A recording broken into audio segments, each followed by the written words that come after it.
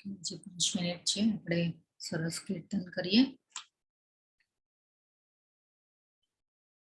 નમઃ ઓમ વિષ્ણુપદાય કૃષ્ણપૃષ્ઠાય ભૂતલે શ્રીમદે ભક્તિ વેદાંત સ્વામી ઇતિ નામિને. નમસ્તે સરસ્વતી દેવ્યે ગૌરવાણી પ્રચારિણે निर्विशेषा शून्यवादी पाश्चात्य देशतारिणे. जय श्री कृष्ण चैतन्य प्रभो नित्यानंदा श्री अद्वैत गदाधर श्रीवासादि गौर भक्त वृंदा. हरे कृष्णा कृष्ण कृष्ण हरे हरे हरे राम राम राम हरे हरे. हरे कृष्णा कृष्ण कृष्ण हरे हरे हरे राम राम राम हरे हरे. हरे कृष्णा कृष्ण कृष्ण हरे हरे हरे राम राम राम हरे हरे. जय निताई गौरंग जय निताई गौरंग जय निताई गौरंग जय निताई गौरंग. जय राधा कृष्ण चंद्र राधे. जय राधा कृष्ण चंद्र राधे. जय श्री राधे गोविंदा राधे गोविंदा राधे गोविंदा. जय श्री राधे गोविंदा जय श्री राधे गोविंदा राधे गोविंदा राधे गोविंदा. जय श्री राधे गोविंदा. जय श्रीला प्रभुपाद प्रभुपाद प्रभुपाद. जय श्रीला प्रभुपाद. हरे कृष्ण सर्वेने. हरे कृष्ण बधाने.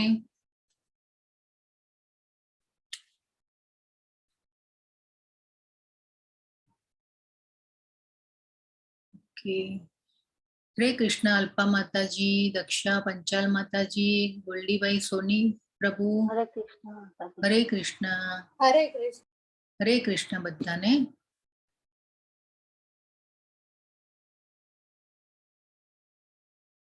ओके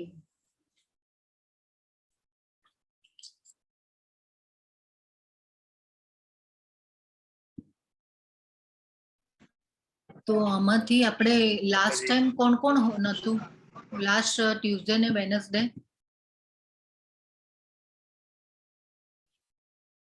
હરે કૃષ્ણ.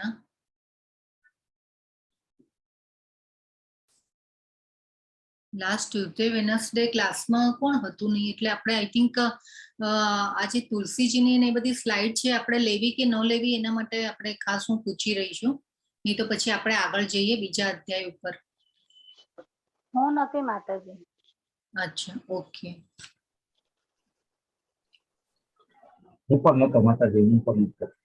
अच्छा अच्छा ओके जी जरूर. तो આપણો જે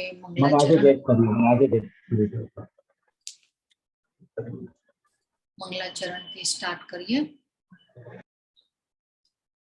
આપણા ક્લાસમાં મંગલતાને વધાવીએ. જે મંગલાચરણનો પહેલો શ્લોક છે એ જે ગુરુઓ માટેનો છે કે ગુરુઓ જે છે આપણા આપણને અજ્ઞાન રૂપી અંધકારમાંથી આપણને જ્ઞાન રૂપી અજવાળામાં લઈ આવે છે. અને આવી જે ભગવાનની કૃપા છે એ આપણા ઉપર આવા શુદ્ધ ભક્તો ગુરુઓ આચાર્યો દ્વારા આપણા ઉપર આવે છે. તો આપણા ક્લાસમાં મંગલતાને વધાવીએ. ઓમ અજ્ઞાનતિમિરાન્ધસ્ય જ્ઞાનાંજનશલાકયા ચક્ષુરુન્મિલિतं येन તસ્मै શ્રી ગુરવે નમઃ. શ્રી ચૈતન્ય મનોભીષ્ટં સ્થાપિतं येन ભૂતલે સ્વયં રૂપ કદા મह्यं દદાતિ સ્વપદાન્તિકં. વંદેહમ શ્રી ગુરો શ્રીયુતપદકમલં શ્રી ગુરુन् વૈષ્ણવાંશ્ચ શ્રી રૂપં સાગ્રજાતં સહગણ રઘુનાથાન્વિतं तं સજીવં સાદ્વૈतं સાવધૂतं પરિજન સહિतं કૃષ્ણ ચૈતન્ય દેવં શ્રી રાધા કૃષ્ણ પાદા સહગણ લલિતા શ્રી વિશાખાન્વિતાંશ્ચ. હે કૃષ્ણ કરુણા સિંધો દીનબંધો જગતપતે ગોપેશ ગોપિકા કાંત રાધા કાંત નમોસ્તુતે. તપ્ત કાંચન ગૌરાંગી રાધે વૃંદાવનેશ્વરી વૃષભાનુસુતે દેવી પ્रणमामि હરિપ્રિયે. વાંછા કલ્પતરુભ્યશ્ચ કૃપા સિંધુભ્ય એવ ચ પતિતાનાં પાવનેભ્યો વૈષ્ણવેભ્યો નમો નમઃ. અનંત કોટી વૈષ્ણવ વૃંદ કી જય. ભગવદ ગીતા કી જય. શ્રીલા પ્રભુપાદ કી જય. હરે કૃષ્ણ બધાને. તો આપણે હરે કૃષ્ણ માતાજી. હરે કૃષ્ણ. શોભા માતાજી બોલ્યા ને?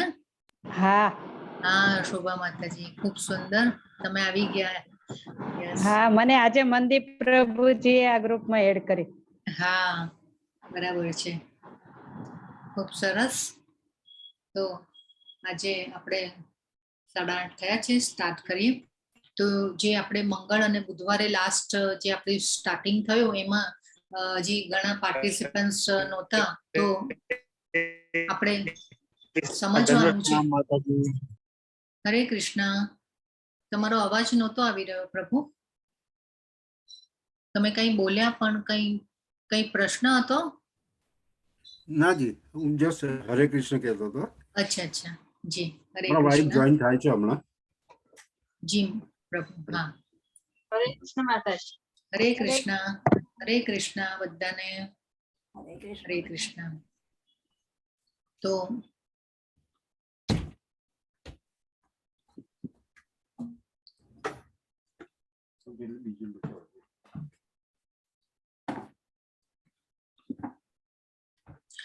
આપણા આધ્યાત્મિક ઉદ્દેશ્યને પ્રાપ્ત કરવા માટે દિવસમાં આપણે થોડો સમય ભગવાન માટે કાઢવાનું મહત્વ, એટલે કે આપણે ભૂખ્યા આત્માને ખોરાક આપવો જોઈએ. એ આપણે લેવલ 1 માં પણ જાણ્યું હતું કે આપણો જે આત્માનો ખોરાક છે હરિનામ, અને આપણે આટલો થોડોક જે દિવસમાં આપણને ટાઈમ મળે છે એ ભગવાન માટે કાઢવો જોઈએ. અને ભગવાને બીજા અધ્યાયમાં 40 શ્લોકમાં 40 નંબરના શ્લોકમાં કીધેલું, નેહાભિક્રમ નાશોસ્તિ પ્રત્યવાયો ન વિદ્યતે સ્વલ્પમપ્યસ્ય ધર્મસ્ય ત્રાયતે મહતો ભયાત. એટલે કે ભગવાન માટે કરેલી નાનામાં નાની સેવા પણ આપણને મોટામાં મોટા ભયથી બચાવે છે. તો આ ભગવાને આપણને પહેલા પણ અને ઘણી આખા ભગવદ્ ગીતાનું જે જ્ઞાન છે એ ભગવાનને આપણે કેવી રીતે પામવા એના માટેનું છે, અને ભગવાન સુધી કેવી રીતે પહોંચવું એના માટે ભગવદ્ ગીતાના જ્ઞાનને ભગવાને યોગ કીધો છે. અને આ યોગમાં જેને કહેવાય કે કૃષ્ણમાં મન એકાગ્ર કરે છે એને સર્વ શ્રેષ્ઠ યોગી કીધો છે ભગવાને. તો આ રીતે આપણે એક એક અધ્યાયને ખૂબ સરસ રીતે ડિટેલમાં અહીંયા સમજતા જશું. પણ આજે ભગવદ્ ગીતાને કેવી રીતે સમજવાની છે એ બધું આપણે જોઈએ. તો આપણે ભગવાન માટે આપણે મંગલા આરતી કરવી જોઈએ. મંગલ આરતી કરવાથી આપણું મંગલ થાય છે. તો આ રીતે ભગવાનનું સરસ આપણે બ્રહ્મ મુહૂર્તમાં ઉઠવું જોઈએ. એ ઉઠી અને પછી આપણે મંગલ આરતી જે ભગવાનને આપણે ઘરે કરીએ તો બહુ સારું. આપણે ન થતી હોય તો ઓનલાઈન આપણી લિંક પણ આવે છે ઇસ્કોન મેંગલોડીની, અને લગભગ હજારો ભક્તો સવારના મોર્નિંગમાં 4:30 વાગ્યાની આ ઓનલાઈન આરતી પણ કરતા હોય છે. તો આપણે એ રીતે કરી શકીએ, અને આપણા ઘરના ભગવાનને ઠાકોરજીને પણ આપણે કરી શકીએ એમની પણ મંગલ આરતી. અને આ રીતે મંગલા આરતી જરૂર કરવી જોઈએ. સવારે વહેલા ઉઠવાની આપણે આદત કેળવવી જોઈએ. શરૂઆતમાં આપણને થોડીક તકલીફ પડે, પણ જો આપણે મનને મજબૂત કરી શકીએ તો ખૂબ સારું છે. તો આ રીતે મંગલા આરતી જરૂર કરવી જોઈએ. એ પછી આપણે જેને કહેવાય કે તુલસીજીનું મહત્વ, તો સ્કંદ પુરાણમાં તુલસીજીનું ખૂબ જ મહત્વ આપેલું છે. અને તુલસી વિશે કહેવામાં આવ્યું છે કે આ ખાલી આ વૃક્ષને સન્માનપૂર્વક નમસ્કાર કરવાથી તરત જ પાપ કર્મોનો નાશ કરી શકે છે. અને તુલસી જે છે ભગવાનના ખૂબ જ પ્રિય, જેને કહેવાય કે ભક્ત છે. અને ભગવાન જે છે તુલસી વગર જમતા નથી. તો આપણે તુલસીનું પાન જે ભોગ ઉપર ધરાવીએ એ પછી જ ભગવાન જે છે એ ભોગ ગ્રહણ કરે છે, અને ભગવાન એ ભોગને જ્યારે ગ્રહણ કરે એ પછી પ્રસાદ બને છે, અને એ પ્રસાદનું આપણે ભોજન લેવાનું હોય છે. તો અને આ જે તુલસી વગરના સ્પર્શ કરવાથી બધા રોગો અને તકલીફોથી વ્યક્તિ મુક્ત થઈ શકે છે. માટે તુલસીના વૃક્ષને નમન કરી અને પાણી અર્પણ કરવાથી વ્યક્તિ નરકમાં યમરાજ પાસે જવાથી મુક્ત થઈ શકે છે. તો આપણે ઘરમાં જરૂરથી આપણા ઘરમાં તુલસીનો છોડ વાવવો જોઈએ. તો આપણે ધીરે આપણી જે ભક્તિ જે છે એ તુલસીજી આપણને આપણી જેને કહેવાય ને કે ચેતના શુદ્ધ કરવામાં, આપણને ભગવાનની ભક્તિ કરવામાં એક મનોબળ આપે છે. અને એ ભગવાન એ તુલસીનું પાન જે છે કૃષ્ણના ચરણ કમળમાં જો આપણે અર્પણ કરીએ ત્યારે વ્યક્તિમાં કૃષ્ણ ભાવના વધે છે. તો ભગવાને આપણને કીધેલું પત્રમ પુષ્પમ ફલમ તોયમ, આ ખાલી 4 વસ્તુ પણ મને જો અર્પણ કરશો તો પણ હું તો ખુશ થવાનો જ છું. તો આ રીતે ભગવાનને ખાલી તુલસી પત્ર પણ અર્પણ કરવામાં આવે છે તો પણ ભગવાન ખુશ થઈ જાય છે. પણ આપણે આપણી જેટલી પણ શક્તિ હોય, આપણી જેટલું પણ સામર્થ્ય હોય એ પ્રમાણે આપણે ભગવાનને આપણા ઘરમાં રાખવાના. ભગવાનને એકચ્યુઅલી તો રાજા તરીકે રાખવા જોઈએ. ભગવાનને આપણા ઘરમાં આમ જેને કહેવાય ને કે રાજા ધીરાજની જેમ રાખવા જોઈએ. એ આપણે આવતા અધ્યાયોમાં બધું ભગવાન વિશે ખૂબ સરસ ભગવાને ભગવદ્ ગીતામાં જ્ઞાન આપ્યું છે, આપણે સમજીશું આગળ. તો જેને કહેવાય કે ભારતમાં હિન્દુઓ વૈષ્ણવ સમાજના ન હોય તેવા લોકો પણ તુલસીની પૂજા કરે છે. બીજા દેશો જે છે જ્યાં ઠંડી વધારે પડે છે, કે જેને જે કહેવાય ને કે તુલસી જેને જે વાતાવરણ અનુકૂળ ન આવતું હોય ત્યાં ઘણીવાર જેને કહેવાય કે તુલસીનો છોડ થતો નથી, પણ તે લોકો પણ કાળજીપૂર્વક રાખતા જોવા મળે છે. તુલસી એવા ભક્તો પણ છે કે કાળજીપૂર્વક રાખે છે તુલસીજીને. તો આ રીતે આપણે તુલસીનું ખૂબ જ મહત્વ છે. તુલસીને ખાલી નમસ્કાર કરવાથી આપણા પાપો દૂર થાય છે એવું ભગવાન સ્કંદ પુરાણમાં કીધેલું છે. તો આ રીતે તુલસી વિશે ખૂબ જ જેને કહેવાય ને કે અલગ અલગ ઘણા બધા શાસ્ત્રોમાં આપણે જોઈએ તો બહુ જ બધા જે લખેલા છે. અને તુલસી વિશે અમુક તો એવા ઘણા જેને કહેવાય ને કે આચાર્યો હોય કે જે સંતો છે બધા તુલસી વિશે ભજનો પણ રચેલા છે. ખૂબ સરસ તુલસીનું ખૂબ મહાત્મા છે. એ પછી આપણે પ્રભુપાદના જે પુસ્તકો જે છે એને આપણે કેવી રીતે વાંચવા જોઈએ. તો એ જ્યારે ભગવદ્ ગીતા વાંચવા બેસીએ, ભાગવતમ વાંચવા બેસીએ તો એક જેને કહેવાય ને કે પવિત્ર જગ્યા, આપણે શુદ્ધ જગ્યા હોવી જોઈએ એને એ વાંચતી વખતે. અને ઓલવેઝ શાસ્ત્રો જે છે, હવે ભગવદ્ ગીતા જે છે ભગવાનના મુખમાંથી બોલાયેલી છે, તો ભગવાનના મુખમાંથી બોલાયેલા શબ્દોને આપણે એક જેને કહેવાય કે સન્માન, આદર આપવો જોઈએ. અને આપણે જ્યારે પણ વાંચવા બેસીએ ત્યારે શાસ્ત્ર જે છે એને આપણાથી થોડું ઉપર જેને કહેવાય કે આસન આપવું જોઈએ. તો ઘણી એવી જગ્યાઓએ આપણે શાસ્ત્રો ના સ્ટેન્ડ રાખી અને વાંચવાના સ્ટેન્ડ પણ મળે છે. તો એ રીતે એના ઉપર આપણે એને જેને કહેવાય ને કે સન્માન અને આદર આપી અને એ રીતે વાંચવા જોઈએ. એ પછી વાંચવાનું શરૂ કરીએ એ પહેલા આપણે જેની સાથે જોડાઈએ છીએ વ્યક્તિગત પ્રાર્થના કરવી જોઈએ, પ્રભુપાદને પ્રાર્થના કરવી જોઈએ, ભગવાનને પ્રાર્થના કરવી જોઈએ કે આ જે તમે આપેલું જ્ઞાન જે છે એને સમજવાની મને શક્તિ આપો.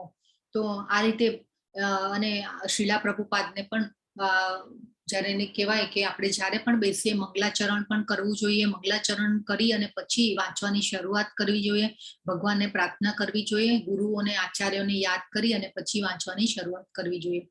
તો આ રીતે ખૂબ જ જેને કહેવાય, અને જ્યારે વાંચવાની શરૂઆત કરીએ, ભગવદ્ ગીતા વાંચવાની શરૂઆત કરીએ ત્યારે પણ જેને કહેવાય કે પ્રસ્તાવનાથી લઈ અને પહેલા પાનેથી સ્ટાર્ટ કરવું જોઈએ. એવું નહીં કે ચલો અધ્યાય પહેલો છે તો આપણે પહેલો જ વાંચી લીધો અને પછી ધીરે ધીરે આગળ જઈએ, એવી રીતે નહીં. પ્રસ્તાવના પણ પ્રભુપાદે એટલી સુંદર રીતે આપણને સમજાવી છે કે એ જાણીએ આપણે તો આપણને એમ થાય કે હજી ભગવદ્ ગીતામાં તો આગળ કેટલું જ્ઞાન હશે ભગવાને આપેલું.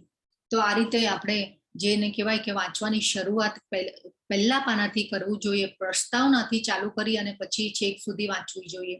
તો આ રીતે શરૂઆત કરવી જોઈએ ખૂબ સુંદર રીતે. એ પછી ધીરે ધીરે વાંચવું જોઈએ. વાંચવાનો જે હેતુ છે એ આપણે સમજવો જોઈએ. ઘણી વાર એમ થાય કે ભાઈ આપણને સમજવા નથી આવતું, તે છતાં પણ આપણે એક વારની એક જ શ્લોક અને એનો ભાવાર્થ જે છે બીજી વાર ત્રીજી વાર વાંચીએ તો આપણે ધીરે ધીરે જે છે એની સાથે આપણો સંબંધ જે છે ગાઢ થતો જશે. આપણને ધીરે ધીરે સમજ પડતી જશે. અમુક જેને કહેવાય કે શબ્દો હોય, એવા રસપ્રદ શબ્દો હોય તો એની સાથે એની નીચે અંડરલાઈન કરીએ આપણે, એવા શબ્દોને આપણે નોટ ડાઉન કરી રાખીએ. તો આ રીતે આપણે જેમ કેમ કે ભાઈ શરણાગતિ શ્લોક છે, બીજા અધ્યાયનો 7મો શ્લોક શરણાગતિ શ્લોક છે. એ પછી 5.34 જે છે એ શાંતિ ફોર્મ્યુલા છે. તો આ રીતે આપણે એક એક બધા જે શ્લોકો છે, LIC શ્લોક છે, એ બધા એટલે એવી રીતે આપણે થોડું નોટ ડાઉન કરીને પણ રાખીએ. ધીરે ધીરે આપણા રોજ આપણે એને વાગોળીએ. તો આ રીતે જેને કહેવાય કે આ બધું કરવું જોઈએ. અને અમુક જે શબ્દો છે કે જેવી રીતે કે આપણે અનસૂયવે તો ઈર્ષા ન કરવી જોઈએ. તો એ શબ્દ જે છે એવા શબ્દોને આપણે થોડા પકડી અને એ પછી આપણે જેને કહેવાય કે એની ઉપર આપણે ગહન અભ્યાસ કરવો જોઈએ. એ પછી અર્જુનને ભગવાને અનગ કીધા છે, નિષ્પાપ કીધા છે. તો આ રીતે ઘણા બધા એવા શબ્દો છે ભગવદ્ ગીતામાં. અને આખી ભગવદ્ ગીતામાં ભગવાને મામ મામ મામ એટલે કે મને મને એ શબ્દ તો વારંવાર આવે છે ભગવદ્ ગીતામાં. તો એવા બધા જે શબ્દો છે એને આપણે જીવનમાં વાગોળવાનો પ્રયત્ન કરવો જોઈએ કે ભગવાન શું કહેવા માંગે છે. તો આ રીતે ખૂબ સરસ. અને આપણને જે વાંચ્યા પછી કોઈ અનુભૂતિ થઈ હોય, વાંચવા સમયે જે આપણને પ્રશંસાના કે શબ્દો મળ્યા હોય તેવા કોઈ અનુભૂતિઓ માટે એટલે આ જેને કહેવાય ને કે આ બધાની આપણે નોંધ રાખવી જોઈએ. અને એટલે આ બધા શિક્ષણ અને અનુભવને આધારે આપણા જીવનમાં એનું પાલન કરવું જોઈએ અને પ્રયત્ન કરવો જોઈએ એને આત્મસાત કરવાનો. તો શાસ્ત્રમાંથી આપણી અનુભૂતિને આપણી ચર્ચા કરવી જોઈએ. આપણા ભક્તો જેને કહેવાય કે ભક્તો, કૃષ્ણ ભક્તો સાથે આપણે એની ચર્ચા કરવી જોઈએ. જેટલી આપણે ચર્ચા કરીશું, આપણે જેટલું શ્રવણમ કરીશું, એકબીજાને સાંભળીશું, ભક્તો પાસેથી કંઈક આપણે કહેવાય કે આપણે આપણી રીતે અલગ રીતે વિચારતા હોય, કોઈ સામેવાળી વ્યક્તિ અલગ રીતે વિચારતી હોય, તો એકબીજાના જે વિચારો જે છે એ પણ આપણને અલગ અલગ રીતે આપણને વિચારો જાણવા મળે કે ભગવાન જે છે એ શું કહી રહ્યા છે ભગવદ્ ગીતામાં. તો આ રીતે આપણે ખૂબ સરસ જે ભગવદ્ ગીતાનું જે જ્ઞાન છે એ રીતે લેવું જોઈએ. આ બધા જે છે શ્રીલા પ્રભુપાદના પત્રો છે. અને આ રીતે પત્રો જે એમને લખ્યા હતા, એક તો ઇન્દિરા ગાંધીને પણ લખેલો પત્ર છે. અને આ રીતે એમને શ્રીલા પ્રભુપાદ જે છે એમનું વ્યક્તિત્વ એટલું જેને કહેવાય કે આખું જીવન જે છે એ કૃષ્ણમય રહ્યું. અને આપણા માટે આટલા બધા પુસ્તકો આપીને ગયા, જ્ઞાન આપીને ગયા. અને ભગવાને તો ભગવદ્ ગીતા 45 મિનિટમાં કહી દીધી, પણ આવા આચાર્યો જે છે એ આપણને સમજાય એવા શબ્દો, સરળ શબ્દોમાં આપણા માટે આ બધું મૂકીને ગયા. અને આ બધા આવા વેડલાઓને એકચ્યુઅલી ભગવાન મોકલતા હોય છે, એમને જન્મ લેવાની જરૂર હોતી નથી. અને ભગવાન ચૈતન્ય મહાપ્રભુ જ્યારે આવ્યા ત્યારે એમને કીધેલું કે મારો એક સેનાપતિ આવશે અને એ આખી દુનિયામાં આ જ્ઞાનને ફેલાવશે. તો આ રીતે શ્રીલા પ્રભુપાદને પણ આપણે વંદન કરીએ. તો આ છે સાધના ચાર્ટ. સાધના ચાર્ટ આપણે લગભગ રોજ ભરવાની આદત રાખીએ. સપોઝ આપણને ઓનલાઈન તમને ભરવાનું ફોર્મમાં ન ફાવતું હોય તો આપણે એની પ્રિન્ટ આઉટ કઢાવી અને પછી તમે લખી અને પછી ફોટો પણ સેન્ડ કરી શકો છો. તો આ રીતે સાધના ચાર્ટ ભરવાની જે આદત છે એ આપણે કેળવવી જોઈશે. અને એક આપણે છે કે મહામંત્રનો જપ. તો આપણે લેવલ 1માં જે છે કે લેવલ 1માં એટલું જે એને કહેવાય કે કમ્પલસરી હતું નહીં, પણ આપણે લેવલ 2માં આપણી જે રિસ્પોન્સિબિલિટી છે થોડી હાઈ આવે છે, થાય છે. અને આપણે ભગવાન માટે થઈ અને એક જેને કહેવાય કે એક નિયમ લેવો જોઈએ કે આપણે મહામંત્રની એક માળા તો જરૂર કરશું દિવસમાં. અને એટલો ટાઈમ તો આપણી પાસે આપણે કાઢવો જ જોઈએ આટલી ભગવદ્ ગીતા જાણ્યા પછી. તો અને જેમ જેમ વધારે થાય એમ ખૂબ જ સારું છે. ઘણા ઇસ્કોનના ભક્તો 16 માળાઓ કરે છે 11ના દિવસે, 64, 32, 25, 21 એવી રીતે કરવા વાળા પણ છે. અને જેમ જેમ આ અનુભૂતિ થતી જશે, જેમ જેમ માળા આપણે વધારે કરતા જઈશું, એમ એમ આપણને એ જેને કહેવાય ને ઇન્ટરનલ પાવર જે છે એ આપણો વધતો જાય છે. એ આપણે અનુભૂતિ કરીશું ને ત્યારે જ ખ્યાલ આવશે. તો આ ખૂબ જરૂરી છે. તો આ સાધના ચાર્ટ છે એ આપણે ભરવો જોઈએ. અને સાધના ચાર્ટ આપણે જેને કહેવાય કે આપણો મંગળ અને બુધવારનો ક્લાસ છે, તો પછી આપણે સોમવારનું રાખીશું કે સોમવાર સુધીમાં આપણે બધા જે છે સાધના ચાર્ટ તમે સબમિટ કરી નાખો, અને એ રીતે સોમવારનો આપણે દિવસ રાખીશું સાધના ચાર્ટ માટે. તો આજે નવા પાર્ટિસિપન્ટ જોઈન થયેલા છે એના માટે આપણે લાસ્ટ જે ટાઈમ બધું લીધેલું હતું એ આપણે લઈ રહ્યા છીએ અત્યારે. હવે આવે છે કે અધ્યાય 1 જે છે એનો આપણે લેવાનો છે ચિતાર. જસ્ટ અ મિનિટ, મારે એક હું ફાઇલ શેર કરી નાખું.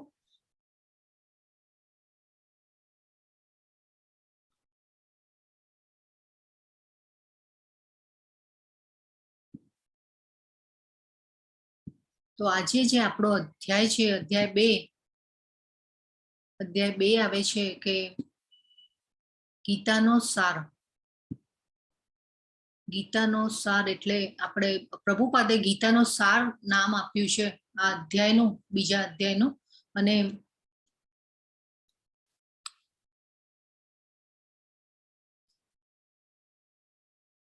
અને જે બીજા જે આચાર્યો જે છે એને સાંખ્ય યોગ નામ આપ્યું છે. સાંખ્ય યોગ એટલે કે શરીર અને આત્માનું પૃથક્કરણ એટલે સાંખ્ય યોગ. એટલે એનું જેને કહેવાય કે શરીર અને આત્માનું વિજ્ઞાન અને એનું જે પૃથક્કરણ કરેલો છે, એટલે બધા આચાર્યોએ સાંખ્ય યોગ નામ આપ્યું છે. પણ ભગવાન જે આચાર્ય શ્રીલા પ્રભુપાદ છે આપણા, એમને આ અધ્યાયનું નામ ગીતાનો સાર આપ્યું છે. કેમ? તો જે પણ ભગવદ્ ગીતાના જે પણ વિષયો છે એને ભગવાને આ અધ્યાયમાં જેને કહેવાય ને કે થોડા થોડા ટચ કરી લીધા છે, કે બધું જ સમજાવી દીધું છે આ અધ્યાયમાં. એકચ્યુઅલી તો અધ્યાય 2 પૂરો થાય એટલે ગીતા પૂરી થઈ જવાની હતી, પણ અર્જુનજીએ આપણા માટે જેને કહેવાય કે બધા ક્વેશ્ચન આન્સર, પ્રશ્ન ઉત્તરમાં આખી ભગવાને અર્જુનજીએ પ્રશ્ન પૂછ્યા અને ભગવાને ઉત્તર આપ્યા, અને આ ભગવદ્ ગીતાનું જ્ઞાન જે છે એ આપણને મળી ગયું છે. તો આપણે આજે શ્રી રાધા ગોવિંદા મંદિર જે ઇસ્કોનના જે મનોહર સ્વરૂપ છે એને ભગવાનને વંદન કરી અને આપણે આગળ વધીએ. તો અધ્યાય 1ની જે શરૂઆત છે એ કેવી રીતે થાય છે કે અધ્યાય 1માં જ્યારે થોડું આપણે શોર્ટ રિકેપ પણ લઈ લઈએ કે આપણે બધા જ્યારે લાસ્ટ ટ્યુઝડે વેનસડે તમે બધા હતા નહીં, તો આપણે થોડું કે અધ્યાય 1નું જે શોર્ટ રિકેપ જોઈ લઈએ. તો 2 સેના આવી ગઈ છે, યુદ્ધની તૈયારીઓ થઈ ગઈ છે. દુર્યોધન જે છે તે પાંડવોની સેનાને એટલે કે પાંડવોની વ્યૂહરચનાને જોઈ અને પછી જેને કહેવાય ને કે ભય પામી ગયો છે દુર્યોધન. અને દુર્યોધન જે છે ભય પામી અને પછી ગુરુ દ્રોણની પાસે જાય છે અને ગુરુ દ્રોણને મેણા ટોણા મારે છે કે જો તમારો શિષ્ય જે દુષ્ટદ્યુમ્ન જે છે એને પાંડવોની સેનાની જે વ્યૂહરચના છે જુઓ તમે કેવી કરી છે, કે તમારો જે શિષ્ય થઈ અને સામેવાળાની સેનામાં લડી રહ્યો છે. અને એ જેને કહેવાય ને કે આપણે આખી કથા જોયેલી, આપણે તમે રેકોર્ડિંગમાં જોજો કે ગુરુ દ્રોણને કેમ દુર્યોધન મેણા ટોણા મારે છે. તો આ રીતે ગુરુ દ્રોણનો આદર સત્કાર એની સેનાના સેનાપતિ છે, તે છતાં પણ એને મેણા ટોણા મારે છે અને એટલો ભય પામી ગયો છે કે પાંડવોની સેનાનું વર્ણન જે છે એ ગુરુ દ્રોણની સામે કરી રહ્યો છે. અને ગુરુ દ્રોણ જે છે એને સાંભળી રહ્યા છે, કોઈ એક શબ્દ હરફ સુદ્ધા ઉચ્ચારતા નથી. અને જ્યાં ભય પામી ગયો છે દુર્યોધન, એટલે જે ભીષ્મ પિતામહ છે એની જે દુર્યોધનની આ જે દશા જોઈ અને પછી શંખ ફૂંકે છે. અને જેને કહેવાય કે ભીષ્મને પિતામહને એમ થાય છે કે ભાઈ હવે તો આ ગુરુ દ્રોણને મેણા ટોણા મારી રહ્યો છે, હવે એમને બધું જેને કહેવાય ને કે કહી અને પછી એ મારી પાસે આવશે અને મને પાછું ન બોલવાનું બોલશે, એટલે એ તરત જ શંખ ફૂંકે છે. અને યુદ્ધની શરૂઆતની જેને કહેવાય કે એક કે ભાઈ યુદ્ધ શરૂ થઈ જવામાં આવ્યું છે, એટલે એ શંખ ફૂંકી અને એવી શરૂઆતની જે આજ્ઞા આપે છે. એ પછી જે દુર્યોધન છે એ જેને કહેવાય કે આ બાજુ બીજી બાજુ પાંડવોની સેનાઓમાં પણ શંખ ફૂંકાય છે. ભગવાન પોતે શંખ ફૂંકે છે અને ભગવાનનો અને અર્જુનના જે પાંડવોના શંખ છે એને દિવ્ય કહેવામાં આવ્યા છે.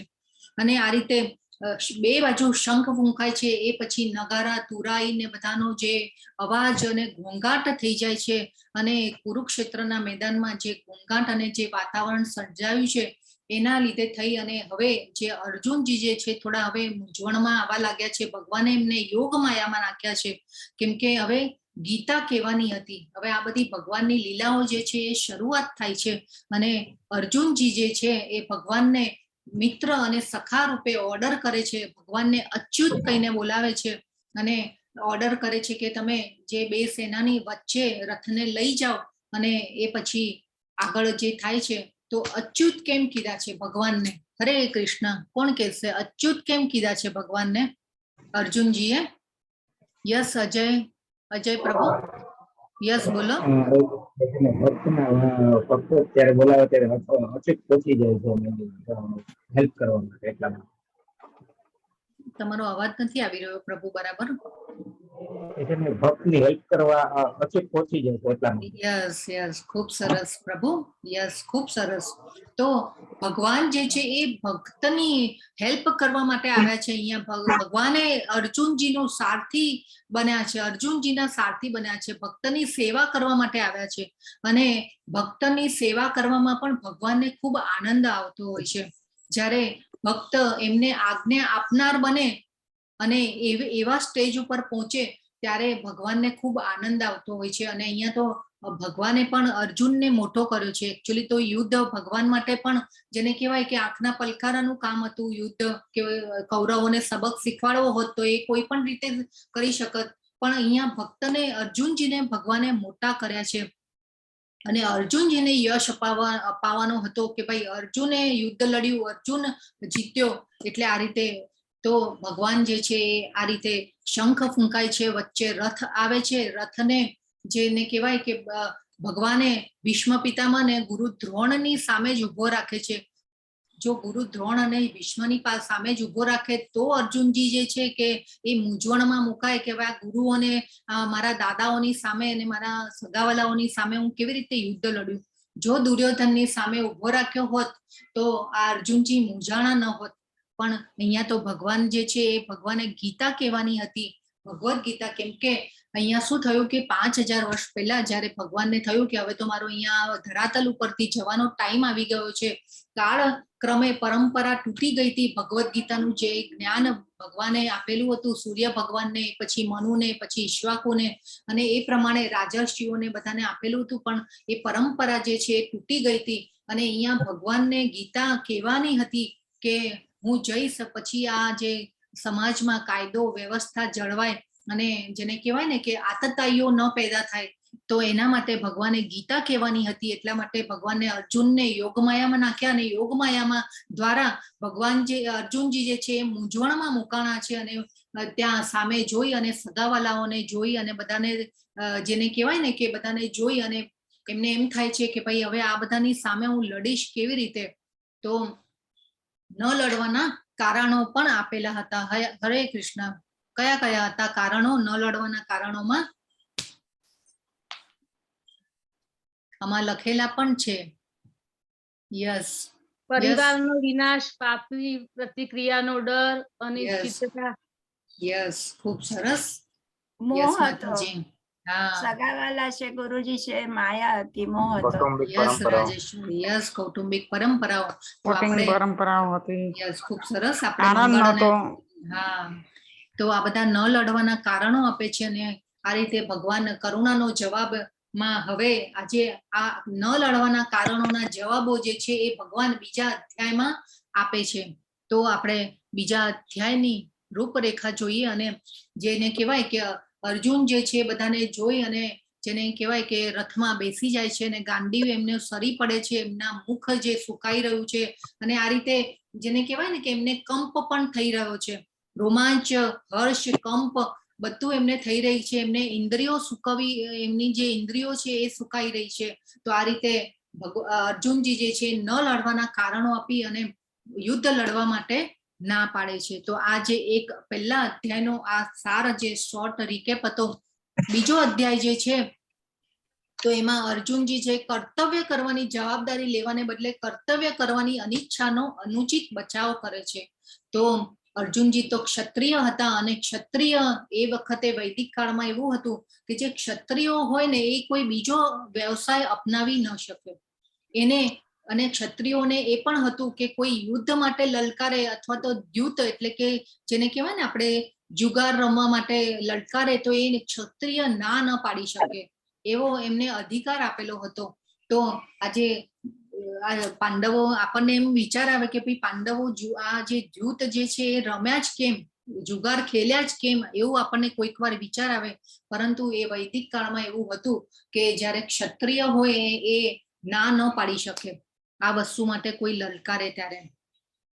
તો આ એના માટે એ ભગવાન અર્જુનજી જે છે આ બધાને જોઈને ના પાડે છે લડવાની અને આ એમનો બચાવ કરે છે. પણ અહીંયા જે છે ભગવાન અર્જુન એટલે પણ એ જે બચાવનું જે પરિણામ જે છે એ ખૂબ જ દુઃખદ આવે છે.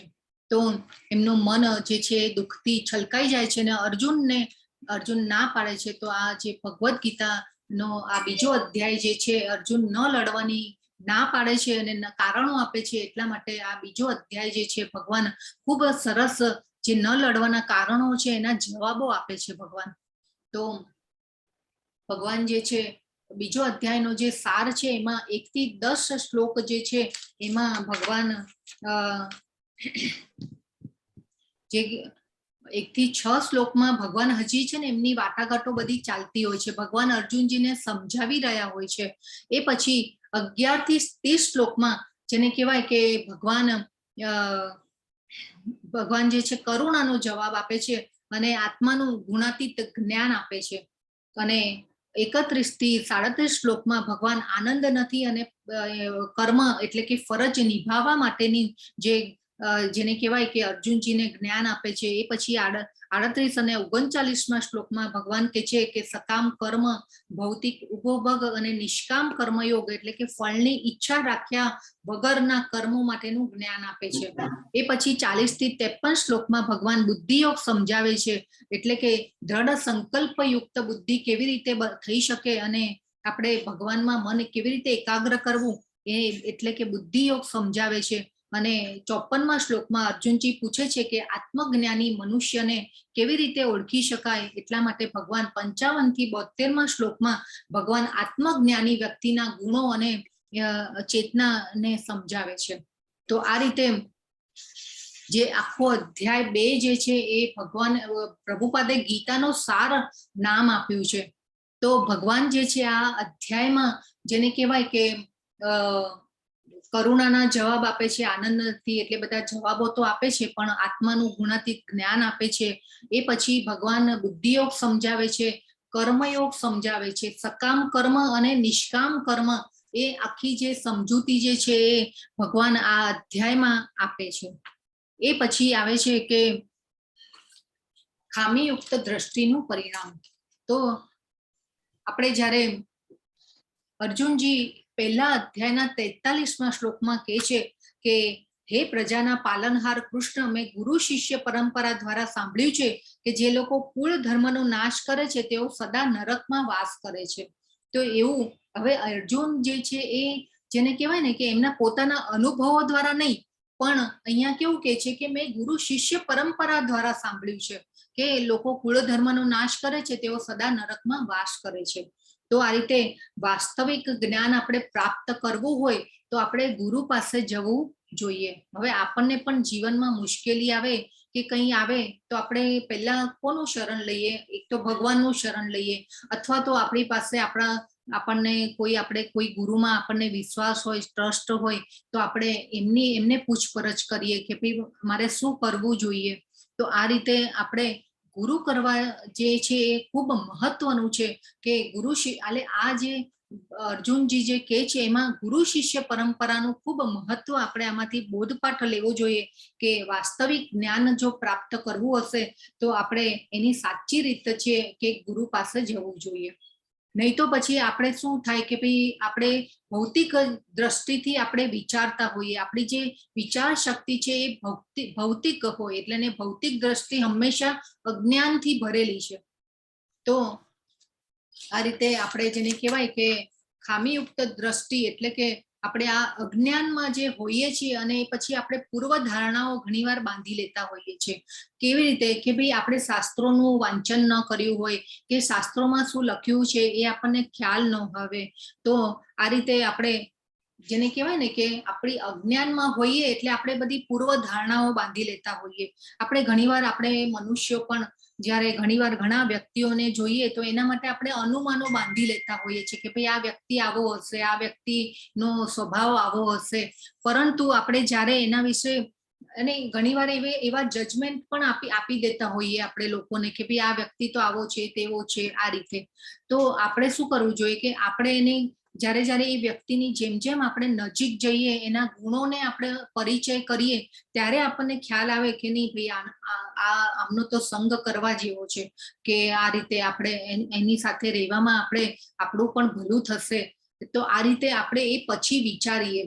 તો આપણે પણ જ્યારે આ ભગવદ્ ગીતાના લેવલ 1 માં જ્યારે બધા લોકો જોડાય છે ત્યારે અલગ અલગ જાતિ ધર્મ ના લોકો, અલગ અલગ સંપ્રદાયના લોકો આપણે ભગવદ્ ગીતામાં ના ક્લાસમાં જોડાતા હોઈએ છીએ.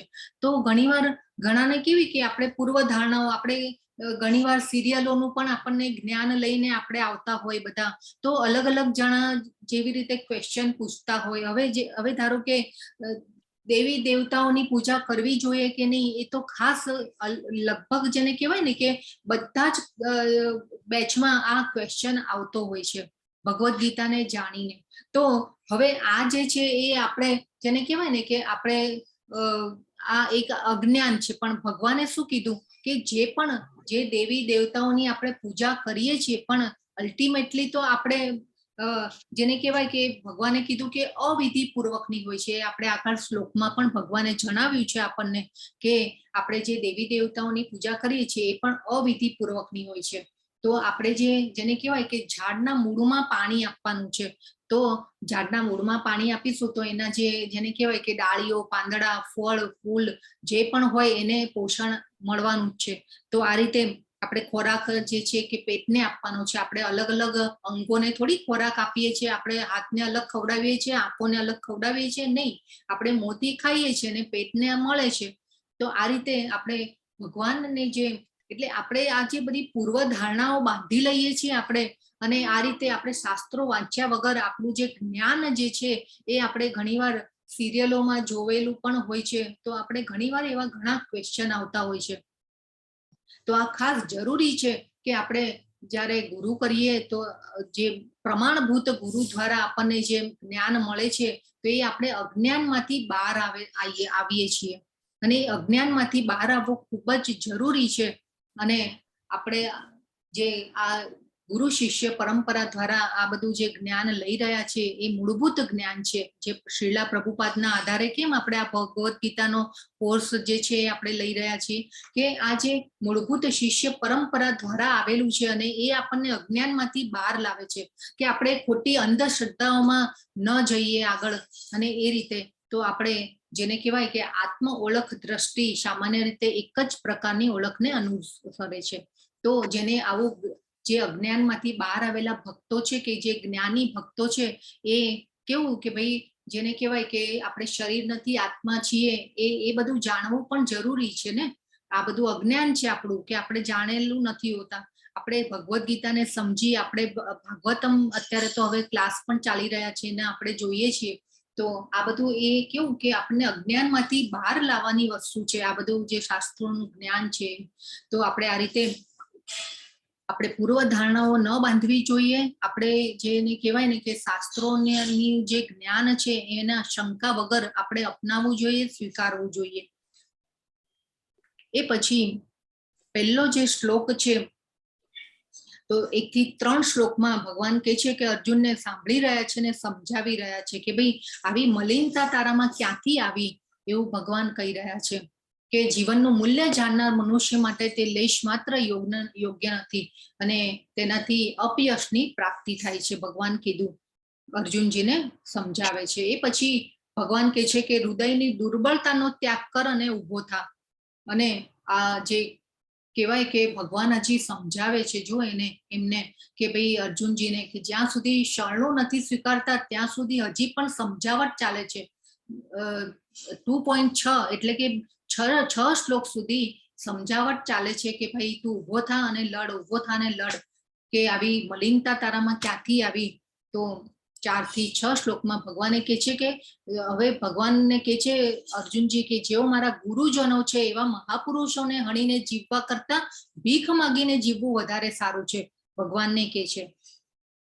તો અને જો હવે દલીલો પણ જે અર્જુન કરે છે ને એ પણ કેવી સદાચાર અને નીતિ વાળી દલીલો કરે છે. આપણે ફર્સ્ટ અધ્યાયમાં આપણે જેને કહેવાય કે ધૃતરાષ્ટ્ર કેરેક્ટર જોયું, આપણે અર્જુનજીનું કેરેક્ટર જોયું અને દુર્યોધન. તો ત્રણે ભયમાં આવ્યા છે, પણ ત્રણેયનો જે ભય જે છે એ અલગ અલગ છે.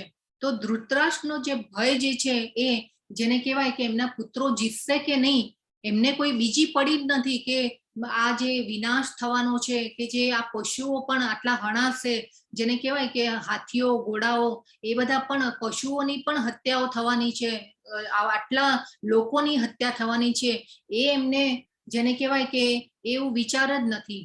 પણ અર્જુનજી જે છે આ મહાવિનાશ થવાના લીધે ભયમાં છે. અને દુર્યોધન જે છે એને કહેવાય ને કે એ પણ ધૃતરાષ્ટ્રના જ પુત્ર છે, એટલે અધર્મની સાઈડ. તો આ રીતે ભય જે છે એ ખોટું કામ કરનારા જે ભય હોય છે ને એ ખોટો ભય જે આપણે જ્યારે આપણા ભૌતિક જગતમાં પણ આપણે કોઈ ખોટું કામ કરતા હોય ને ત્યારે આપણે ઓલવેઝ ભયમાં આવીએ, અને એ ભયને છુપાવવા માટે થઈ અને આપણે જેને કહેવાય કે આગળ ઘણા એવા ખરા ખોટા કામો કરતા હોઈએ છીએ. તો આપણે આ જે ધૃતરાષ્ટ્રનું જે કેરેક્ટર છે ને એના ઉપરથી આપણે સમજવાનું છે કે આપણે કોઈ દિવસ ખોટું કામ કરવું હોય ને ત્યારે આમ જેને કહેવાય ને કે વિચાર કરવાનો કે નહીં, આ આપણે ભક્તો તો કરતા જ ન હોય, પણ આપણે ક્યારેક આપણે જેને કહેવાય મનુષ્ય માત્ર ભૂલને પાત્ર. તો આપણે કોઈક વાર એવા ખરા ખોટા આપણા સ્વાર્થ ખાતર માટે થઈ અને કરતા હોઈએ છીએ, પણ આ બધું બહુ જરૂરી છે જાણવાનું. તો હવે જે અર્જુન જે છે આ બધી સમજાવટ ચાલે છે અને આ બધું અર્જુન ભગવાનને કહે છે. અને હવે આ બધી જે નીતિ અને સદાચાર ધર્મવાળી જેને કહેવાય કે દલીલો કરે છે ભગવાન પાસે પણ, કે ભગવાન હું આ બધા મહાપુરુષોને હણીને જીવવા કરતા ભીખ માગીને જીવવું વધારે સારું છે.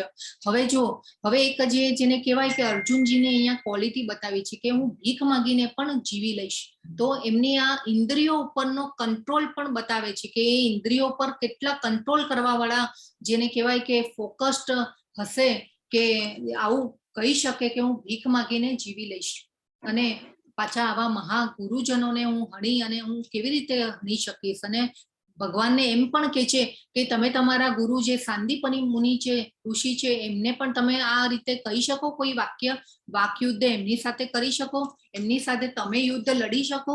આ રીતે જેને કહેવાય પ્રભુપાદે ખૂબ સરસ વર્ણન આપ્યું છે આ બધું ભગવદ્ ગીતામાં. તો આવી બધી દલીલો કરે છે અર્જુનજી. તો આપણે ભગવદ્ ગીતાને સમજવી કેવી રીતે, તો જે અંધશ્રદ્ધાઓમાંથી બહાર આવી અને બહાર નીકળી અને ગુરુનું શરણ સ્વીકારવું ખૂબ જ જરૂરી છે. આપણે આ 2.7 આપણે જેને કહેવાય કે શરણાગતિ શ્લોક છે. તો ભગવાન શરણો સ્વીકારે છે અર્જુનજીને ખબર પડી ગઈ છે કે હવે હું બહુ ખૂબ જ ખરાબ પરિસ્થિતિમાં આવી ગયો છું અને આજે દુર્બળતાને કારણે હું કર્તવ્ય ભૂલી ગયો છું. તો એટલા માટે થઈ અને હવે ભગવાનનું જેને કહેવાય કે શરણો સ્વીકારે છે અને ભગવાનને કહે છે કે હું મારો શિષ્ય છું, હું તમારો શિષ્ય છું અને આપનો શરણાગત છું, કૃપા કરીને મને ઉપદેશ આપો. હવે અહીંયા જે કૃપા કરીને છે ને એ પણ ખૂબ મહત્વનું છે કે ભગવાનને આપણે પણ જ્યારે આપણે કોઈ પણ આપણી પણ ઘણી જવાબદારીઓ હોય જીવનમાં, આપણા ઘણા જીવનમાં પ્રશ્નો આવતા હોય, ઘણી વાર એવા જેને કહેવાય ને કે મૂંઝવણોમાં આપણે મુકાતા હોઈએ છીએ, ત્યારે આ શ્લોકને ખાસ મમરાવાનો. અને ઘણીવાર એવું થાય કે આપણને કોઈ એવો આમ જેને કહેવાય ને કે રસ્તો ન મળતો હોય ત્યારે ભગવાન પાસે બેસવાનું, ભગવાન પાસે આ શ્લોકને કહેવાનું કે ભગવાન હું તમારો શરણું સ્વીકારું છું, હું તમારો શિષ્ય છું અને મને આમાંથી બહાર કાઢો. અને રાત્રે સૂતી વખતે બી આ શ્લોકને મમરાવાનો, સવારે ઉઠીને શું ખબર આપણને એનો કોઈ રસ્તો મળી જાય. તો આવા જીવનમાં ઘણા પ્રશ્નો આવતા હોય, આપણી આર્થિક, સામાજિક, જેને કહેવાય કે માનસિક બધા પ્રશ્નો હોય. આપણે ઘણી એવી જવાબદારીઓમાં આ કળિયુગ છે તો એમાં ઘણીવાર આવતા હોઈએ છીએ, પણ જો આ શ્લોકને મમડાવીશું તો ભગવાન ચોક્કસ બહાર કાઢશે એમાંથી. તો અર્જુનની જેમ આપણે પણ જેને કહેવાય કે ગુરુનું શરણું સ્વીકારવું જોઈએ. અર્જુનજી પણ અહીં મૂંઝાયા છે અને ભગવાનની શરણાગતિ સ્વીકારી છે અને શિષ્યત્વ સ્વીકાર્યું છે. અને ભગવાને પણ જો પાછા શાંતિથી સાંભળ્યા છે અને એમને શરણ સ્વીકાર્યું ને એ પછી ભગવાને જ્ઞાન આપવાનું સ્ટાર્ટ કર્યું છે. તો આપણા પણ જીવનમાં ડગલે ને પગલે મૂંઝવણો આવે, અને અત્યારે જો કે સમાજનો ઢાંચો પણ એવો થઈ ગયો છે કે આપણે ઓલવેઝ ભયમાં જીવતા હોઈએ છીએ અને જીવનની મૂંઝવણો જે છે આપોઆપ જેને કહેવાય ને કે એનો ઉદ્ભવ થઈ જતો હોય છે. આગ જેને કહેવાય કે ઈચ્છતું નથી કે ભાઈ કોઈ ઈચ્છે નહીં કે ભાઈ આગ લાગે, પણ તે છતાં પણ આગ લાગી જતી હોય છે અને આપણે વ્યાકુળ થઈ જતા હોઈએ છીએ.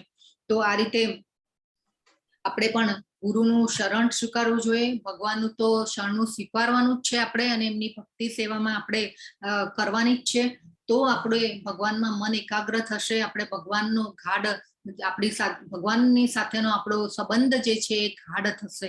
તો જે પ્રપન્નમ શબ્દ જે છે, જે આ પ્રપન્નમ એ ખૂબ જ વારે વારે ભગવદ્ ગીતામાં આવશે. અને ભગવાનને જેને કહેવાય ને કે પ્રપદ્યતે પ્રપન્નમ શરણાગત મામ એટલે મને, એ ખૂબ જ શબ્દો એટલે જેને કહેવાય ને આપણે પહેલા પણ ચર્ચા કરી કે શબ્દો પકડવાના છે. અમુક એવા શબ્દો હોય કે એને પકડવાના છે આપણે. તો અર્જુનજી પણ સમજી ગયા છે કે ભાઈ પરિવાર પ્રત્યેનો તેમનો સ્નેહ અને મૃત્યુમાંથી તેમનું રક્ષણ કરવાની જે આ વૃત્તિ છે એના લીધે જ એ મૂંઝવણમાં મુકાયા છે. તો આ શરણાગતિ શ્લોક છે ખૂબ જ મહત્વનો છે અને આપણે આને તો જોવો જોઈએ અને આપણે નોટ ડાઉન કરીને રાખવો જોઈએ અને આપણે સદગુરુનું શરણું સ્વીકારવું જોઈએ. અને કેવા પાછા ગુરુનું પણ શરણ આપણે પ્રમાણભૂત ગુરુ જેને કૃષ્ણને જાણતા હોય એવા ગુરુનું આપણે શરણું સ્વીકારવાનું. તો આપણે ચોક્કસ જેને કહેવાય કે આ મૂંઝવણોમાંથી બહાર આવી જશું. તો હવે અહીંયા અર્જુનજી કહે છે મારી ઇન્દ્રિયોને સુકવી નાખનારા શોકને દૂર કરી શકે એવું કોઈ સાધન મને દેખાતું નથી. હવે મને સમૃદ્ધ પૃથ્વીનું રાજ્ય પ્રાપ્ત કરીને પણ હું આ શોકને દૂર કરી શકીશ નહીં.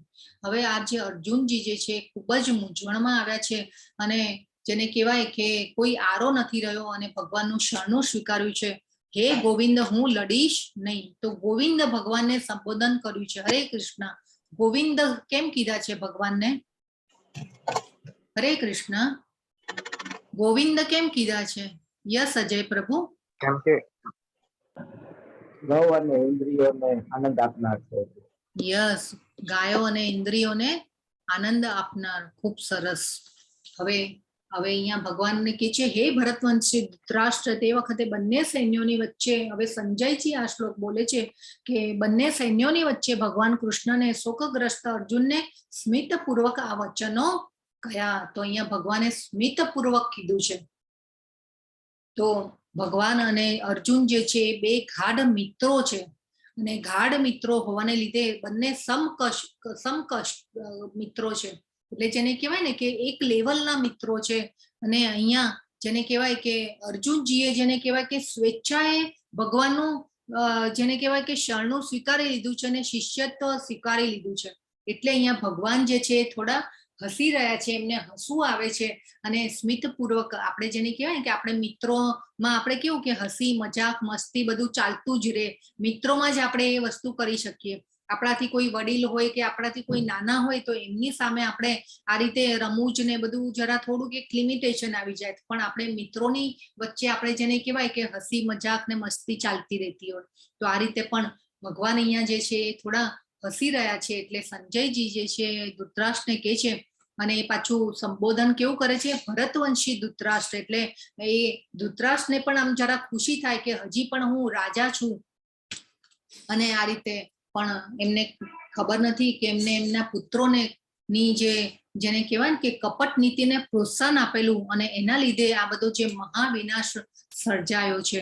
પણ જેને કહેવાય કે હજી પણ એમને એમ નથી કે આ બધો વિનાશ સર્જાશે અને અમે શું કર્યું છે. તો આપણે પણ આ બધા મોહમાંથી બહાર આવવાનું છે. આપણે પણ બધા જે છીએ એ જેને કહેવાય કે કળિયુગના ધૃતરાષ્ટ્રો જ છીએ આપણે, પણ ધૃતરાષ્ટ્ર પણ રાજ્ય સુખ ભોગવવાનું, એ પછી પુત્ર મોહ, અને આ રીતે પણ આપણે પણ બધા જે મોહમાં ફસાયેલા છીએ એમાંથી બહાર આવવાનું છે. તો 11મો શ્લોક છે. પૂર્ણ પુરુષોત્તમ પરમેશ્વર બોલ્યા, તું વિદ્વતા ભરી વાતો કરે છે, પરંતુ જેનો શોક કરવા જેવો નથી તેના માટે તું શોક કરી રહ્યો છે. જેઓ વિદ્વાન હોય છે તેઓ જીવિત કે મૃત માટે શોક કરતા નથી. હવે અહીંયા જરા ભગવાન છે ને થોડોક જેને કહેવાય કે મીઠો ઠપકો પણ આપે છે અર્જુનજીને, કે ભાઈ આમ તો તે બધી આગળ તો બધી કેટલી બધી દલીલો કરી, અને એ પણ કેવી દલીલો, સદાચાર અને નીતિવાળી દલીલો અર્જુનજીએ કરી. એટલે ભગવાન અહીંયા એમને જરા થોડો મીઠો ઠપકો પણ આપે છે કે તું આમ તો વિદ્વતા ભરી વાતો કરે છે, પરંતુ તું શોક કરવા જેવો નથી, એના માટે તું શોક કરી રહ્યો છે. તો આ જે છે પંડિત એટલે કે વિદ્વાન માટેની વ્યાખ્યા છે. આ શ્લોક છે એ પણ નોટ ડાઉન કરવા જેવો છે. પંડિત માટેની વ્યાખ્યા છે કે પંડિત કોને કહેવાય, કે જેઓ જીવિત કે મૃત માટે શોક કરતા નથી. તો આપણે જેને કહેવાય કે ભગવાન આવું કેમ કહી રહ્યા છે, કે હવે જે છે ભગવાન કરુણાનો 11 થી 13 શ્લોકમાં કરુણાનો જવાબ આપશે, અને ભગવાન સમજાવશે કે આ તું શોક કરી રહ્યો છે એ ખોટું છે. કરુણાને ભગવાને અહીંયા માન્ય નથી રાખી. હવે તો આપણે આગળ જોઈશું. તો આત્મા શું છે? તો હવે જે ભગવાન 12મા શ્લોકમાં સમજાવે છે કે એવું ક્યારે ન હતું કે જ્યારે હું ન રહ્યો હોઉં કે તું ન રહ્યો હોય, અથવા તો બધા રાજાઓ ન રહ્યા હોય, અને એવું પણ નથી કે પછી ભવિષ્યમાં આપણે બધા નહીં હોઈએ.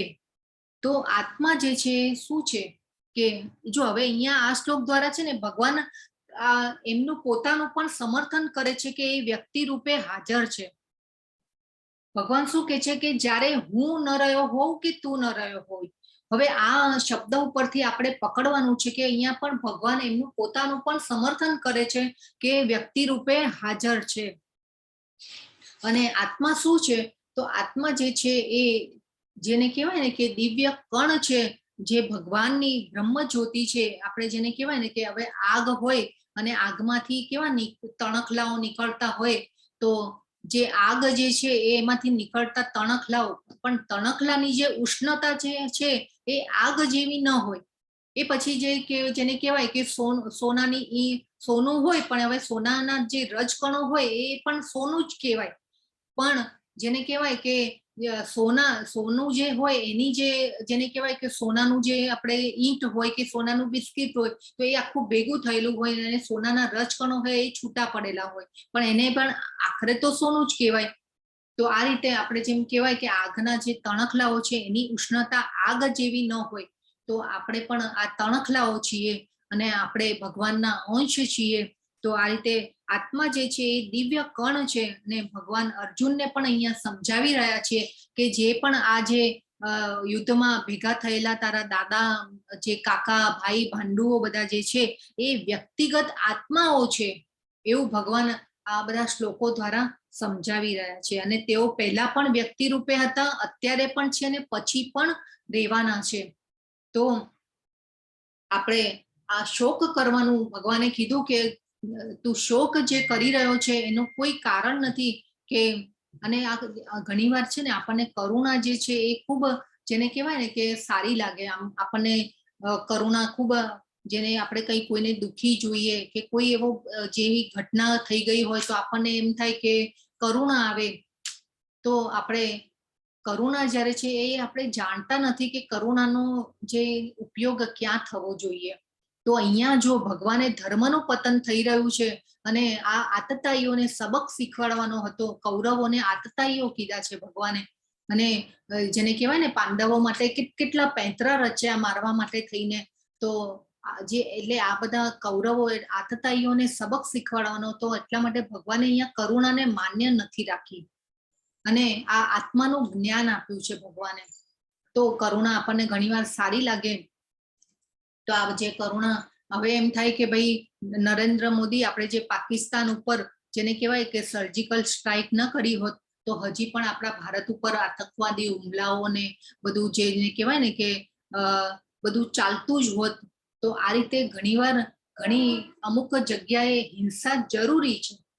તો આ જે છે એ ખૂબ સમજવાની જરૂર છે કે હિંસા ક્યાં જરૂરી છે. તો હવે આપણને ઘણીવાર એમ થાય કે આપણી ઉપર કોઈ હુમલો કરે કે ઘરમાં આપણા ચોર ઘૂસી આવ્યા કે કોઈ પણ કારણોસર સેલ્ફ ડિફેન્સ જે છે એ જરૂરી છે. તો આ જે ભગવાન જે છે એ અહીંયા હવે આ સમાજમાં જેને કહેવાય કે સારી રીતે જીવવા વાળા લોકો છે, અને જો કાયદો ને વ્યવસ્થા ન જળવાય તો પછી આવા જીવવા વાળા જે લોકો છે એ તો એને કહેવાય ને કે ભાઈ કે કેવી રીતે જીવી શકે. તો ભગવાને અહીંયા કરુણાને માન્ય નથી રાખી. તો આ ખૂબ સમજવાનું ઇમ્પોર્ટન્ટ છે. અને ભગવાને જે છે આ બધા આ શ્લોક દ્વારા ભગવાનના અસ્તિત્વનો જે વિરોધ કરે છે તેઓ ગીતાનો સ્પર્શ પણ કરી શકતા નથી. ભક્ત જે છે એ આ જેને કહેવાય ને કે ભક્તો છે આ જ્ઞાનને સમજી શકે છે. તો આખી ભગવદ્ ગીતામાં ભગવાને કહ્યું છે કે આ દિવ્ય વ્યક્તિગત અસ્તિત્વ કેવળ અને કેવળ ભક્તને જ સમજાય છે. તો આત્મા જે છે આત્મા ક્યાં રહેલો છે? હરે કૃષ્ણ. આત્મા અને પરમાત્મા ક્યાં રહેલા છે આપણા શરીરમાં? હરે કૃષ્ણ. આપણે લેવલ 1 માં જાણી ગયા આત્મા અને પરમાત્મા ક્યાં રહેલા છે આપણા શરીરમાં? મનુષ્યના હૃદયમાં. યસ, ખૂબ સરસ માતાજી. યસ, હૃદયમાં રહેલા છે. અને આ એટલે કે પોઈન્ટ છે કે આપણે જે છીએ ભગવાનના અંશ છીએ અને આપણા કર્મો અનુસાર આપણને યોની મળે છે. અને આ જીવન આપણે કેવું જીવ્યા છીએ એના આધાર અને એના અનુસાર આપણને નવું જીવન મળે છે. તો આત્માનું જે જ્ઞાન જે છે એ ખૂબ સરસ રીતે સમજવાનું છે. અને આ બધા શ્લોકોને જો આપણે સમજીશું ને તો આપણને ઘણીવાર આપણા સ્વજનોનું જ્યારે મૃત્યુ થાય કે કોઈ એવી જ્યારે સિચ્યુએશન આવી જાય ત્યારે આપણે ભાંગી ન પડીએ. આપણે આ બધા શ્લોકો સમજેલા હશે ને, હા, આપણે આપણા જેને કહેવાય કે આપણા સંતાનો, આપણા સગાવાલા બધાની પ્રત્યે સ્નેહ, લાગણી એ પણ એક ભગવાને આપેલું છે. એ બધું પણ એ બધી ભાવનાઓ પણ આપેલી છે. આપણને શરીર આપ્યું છે એટલે પણ એ બધી જેને કહેવાય કે આ બધું જો આત્મા હવે આ શ્લોકો આપણે સમજ્યા હોઈશું તો પછી આપણને જેને કહેવાય કે આપણે ભાંગી ન પડીએ. તો આ ખૂબ જરૂરી છે. અને આ શ્લોકમાં ખાસ તો ભગવાને પોતાના અસ્તિત્વનું પણ સમર્થન કરે છે કે જ્યારે હું ન રહ્યો હોઉં કે તું ન રહ્યો હોય અથવા તો આ બધા રાજાઓ ન રહ્યા હોય, અને એવું પણ નથી કે પછી ભવિષ્યમાં આપણે બધા નહીં હોઈએ. તો આ જે છે આત્માઓ જે છે આપણે જીવાત્માઓ અલગ છીએ અને ભગવાન છે આપણે આત્માઓ અલગ છીએ. અને ક્યારે પણ ભગવાન અને આપણે એક થઈ શકવાના નથી. એ આપણે ખાસ સમજવાની જરૂર છે કે આત્માનું અસ્તિત્વ અલગ છે અને ભગવાન છે એ પરમ સત્ય જેને કહેવાય કે સુપર સોલ. અને આપણે જે છીએ આપણે સોલ છીએ અને ભગવાન છે એ સુપર સોલ એટલે કે પરમ આત્મા ભગવાન છે. 13મા શ્લોકમાં ભગવાન કહે છે કે જેવી રીતે દેહધારી આત્મા આ વર્તમાન શરીરમાં કુમારાવસ્થામાંથી અને યુવાવસ્થા અને પછી વૃદ્ધાવસ્થામાં એમ નિરંતર પસાર થતો રહે છે, તેવી જ રીતે મૃત્યુ પછી આત્મા બીજા શરીરમાં પ્રવેશે છે અને ધીર પુરુષ એવા પરિવર્તનથી મૂંઝાતો નથી. તો આ શ્લોકમાં ભગવાન સમજાવે છે શરીરના પરિવર્તન થાય છે પરંતુ આત્મામાં કોઈ પરિવર્તન થતું નથી. તો બાળપણ, યુવાવસ્થા, ઘડપણ એ બધી આપણા શરીરની અવસ્થાઓ છે. ઇવન આપણા શરીરના જે કોષો હોય છે ને એનું પણ આયુષ્ય 1 વર્ષનું હોય છે. અને એ પછી જે કોષ છે એ નાશ પામે છે અને પછી પાછા અંદર આપણા શરીરમાં નવા કોષો થતા રહેતા હોય. પણ એ બધી જે ક્રિયાઓ થતી હોય એ આપણને ખબર ન પડે. એ અંદર બધું ચાલતું રહે. તો ભૌતિક જગત જે છે એ પરિવર્તન પામતું રહે છે. આધ્યાત્મિક જગતમાં પરિવર્તન નથી. આધ્યાત્મિક જગતમાં જેને કહેવાય કે જન્મ મૃત્યુ નું એ જે છે એ છે નહીં. આ જન્મ મૃત્યુ જરા અને વ્યાધિ જે છે આ ભૌતિક જગતમાં આ મટીરિયલ વર્લ્ડમાં આપણે જ્યાં રહી રહ્યા છીએ ત્યાં જ છે. અને આત્માનું જ્ઞાન ભગવાને આપ્યું અને આ બધા શ્લોકો આપણને આપ્યા ખૂબ સરસ સમજવાના. અને ભગવાન અર્જુનજીને પણ સમજાવે છે કે ભીષ્મ જે છે, દ્રોણ જે છે એ બધાને નવા શરીર મળવાના છે અને એમના કર્મ અનુસાર. હવે આજે ભીષ્મ, દ્રોણ જેવા ગુરુઓ જ્યારે દ્રૌપદીનું વસ્ત્રાહરણ થતું હતું ત્યારે મૌન રહ્યા, ચૂપ રહ્યા, એટલે એ જે કર્મ જે ભોગવવાના આવે એ તો એમને એ કર્મ અનુસાર, જેને કહેવાય કે શરીર, એ બધા ઉચ્ચ કોટીના જીવ હતા, પરંતુ એ જેને કહેવાય ને કે એ લોકોને તો હવે બધાને દિવ્ય દેહ મળતા હોય, પણ આપણા જેને કહેવાય કે આપણે જેવું જીવન જીવ્યા હોઈશું તો આપણે પણ જેને કહેવાય કે આપણા કર્મ અનુસાર અને ભગવાનનું જેટલી ભક્તિ કરી હશે એ પ્રમાણે આપણું જે શરીર જે છે આપણે, અને આખા પ્રકૃતિના ગુણોના અધ્યાયમાં ભગવાને ખૂબ સરસ રીતે સમજાવેલું છે કે આપણે કયા ગુણમાં હોઈશું ને મૃત્યુ થશે તો આપણે કેવું શરીર પ્રાપ્ત થશે ને શું થશે, બધું આખું ડે બાય આપણે જ્યારે અધ્યાયો સમજીશું ત્યારે ખૂબ સરસ રીતે સમજીશું. તો ભગવાને ખૂબ સરસ જ્ઞાન આપ્યું છે ભગવદ્ ગીતામાં. તો જે આત્મા, પરમાત્મા, ભૌતિક અને આધ્યાત્મિક પ્રકૃતિનું જ્ઞાન જેને હોય છે એવા મનુષ્ય ધીર પુરુષ કયો છે. તો આ આપણે ખાસ સમજવાની જરૂર છે કે આત્મા અને પરમાત્મા આપણા હૃદયમાં રહેલા છે, અને ભૌતિક જગત અને આધ્યાત્મિક જગતનો શું ફરક છે. જો આ બધું જ્ઞાન હશે એને ભગવાને શું કીધું છે? ધીર પુરુષ.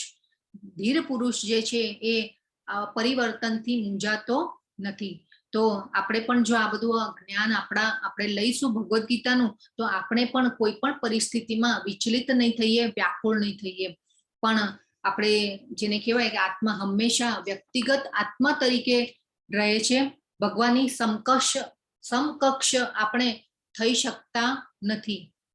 તો જેને કહેવાય ને ઓલો ડાર્વિનનો નિયમ હતો કે ભાઈ અગ્નિનો ગોળો થયો ને પછી એ ઠંડો પડ્યો ને એમાંથી એક કોષી જીવ, પછી બહુકોષી જીવ, અને પછી એમાંથી ધીરે ધીરે ઉત્ક્રાંતિ થઈ અને પછી એમાંથી વાનરો થયા, અને વાનરો થઈને પછી મનુષ્ય દેહ મળ્યો અને એ બધું.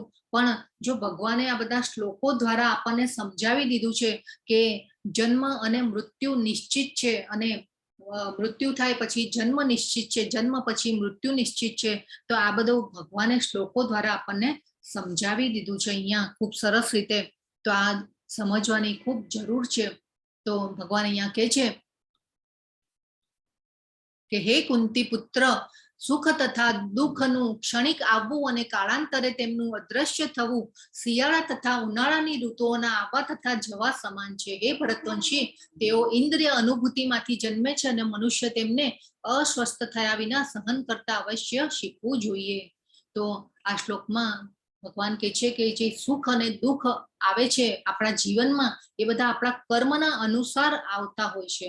અને ઘણીવાર એ જેને કહેવાય ને ભગવાને કીધું ઇન્દ્રિય અનુભૂતિમાંથી જન્મે છે. તો આપણે ખૂબ સરસ રીતે સમજાવેલા કે ઇન્દ્રિયોના જે ઘોડા જે છે આપણા ખૂબ દોડી રહ્યા હોય છે, અને એ પછી આપણે જેને કહેવાય કે ઇન્દ્રિયો આપણી મનનો કંટ્રોલ, ઇન્દ્રિયોનો કંટ્રોલ મન પાસે હોય છે, મનનો કંટ્રોલ બુદ્ધિ પાસે હોય છે, અને બુદ્ધિ જે છે અને આત્મા જે પેસેન્જર હોય છે એ આત્મા આ રીતે કામ કરતો હોય છે. તો આપણા ઇન્દ્રિયો જે છે એને કંટ્રોલમાં રાખવાનું છે, અને એ ઇન્દ્રિયો કંટ્રોલમાં ક્યારે રહેશે કે જ્યારે આપણે મન ભગવાનમાં એકાગ્ર થશે તો આપણા આ ઇન્દ્રિયો જે છે એ કંટ્રોલમાં રહેશે. અને આ રીતે આપણે ભગવાનમાં મન એકાગ્ર કરીશું તો આપણે સુખ દુઃખનો જે આવવાનું ક્ષણિક આવું, એટલે આ જીવનમાં આપણે આ બધું પણ સહન કરતા શીખવું જોઈએ. અને એક આપણે વાસ્તવિકતા જે છે એ કે ભાઈ આપણા કર્મ અનુસાર આપણને સુખ અને દુઃખ મળતા હોય છે, અને આ એ સુખ દુઃખ મળવાનું કારણ પણ આપણે પોતે જ હોઈએ છીએ. અને આપણી જે ઈચ્છાઓ, કામ એટલે ઈચ્છા, આપણે બધા સકામ કર્મીઓ છે. આપણા જે શરીરની ઈચ્છાઓ માટે થઈ અને આપણે બધા જેને કહેવાય કે કર્મના બંધનો લઈએ છીએ, અને કર્મના બંધનો થકી આપણે જેને કહેવાય કે સુખ અને દુઃખ ભોગવતા હોઈએ છીએ. તો આ રીતે ભગવાનને 15મા શ્લોકમાં કહે છે કે જે પુરુષ સુખ તથા દુઃખમાં વિચલિત થતો નથી તે બંનેમાં એક સમાન રહે છે, તે મુક્તિ પામવા માટે સર્વથા યોગ્ય છે. તો જેને સત્યના દ્રષ્ટાઓ એટલે કોણ?